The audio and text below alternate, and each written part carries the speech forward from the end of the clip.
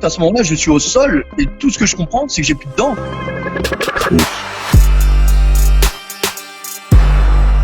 J'étais à Lyon lundi soir parce que j'ai rendu visite à mes amis et à ma famille. Je venais de me réveiller chez un ami et je descendais juste pour manger quelque chose en bas dans la rue. C'est là où j'ai vu qu'il y avait la manifestation et je me suis dit que j'ai le temps, je peux aller voir de mes propres yeux ce qui se passe dans mon pays, quoi. On voyait des gens qui étaient contents d'être ensemble et qui manifestaient ensemble et qui chantaient, qui dansaient. Il y a eu quand même énormément de jets de lacrymogène sur la place Bellecour à ce moment-là. Je suis allé de l'autre côté. J'ai pas envie de prendre du lacrymogène, j'ai pas envie de chahuter avec la police. Début de la vidéo, on me voit brièvement, mais tout seul. Il n'y avait aucun danger contre la police, il n'y avait personne autour. Je marche tranquillement devant tout le cordon de CRS.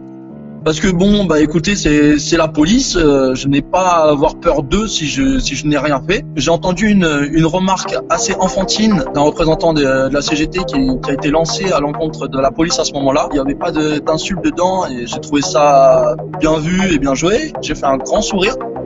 Je crois que je voulais même applaudir ce qu'il avait dit et j'ai eu le malheur de passer entre les deux et j'ai même pas eu le temps de taper dans mes mains que j'ai été attrapé par la capuche, jeté au milieu du cordon de CRS. Doucement.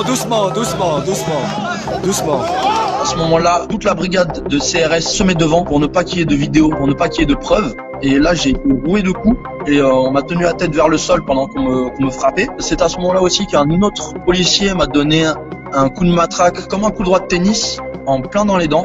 J'ai senti dans ma bouche que ça a explosé littéralement. Et croyez-moi, la pire des sensations, c'est de sentir avec sa langue à ce moment-là qu'on n'a plus rien dans la bouche. Je ne sais pas si vous voyez.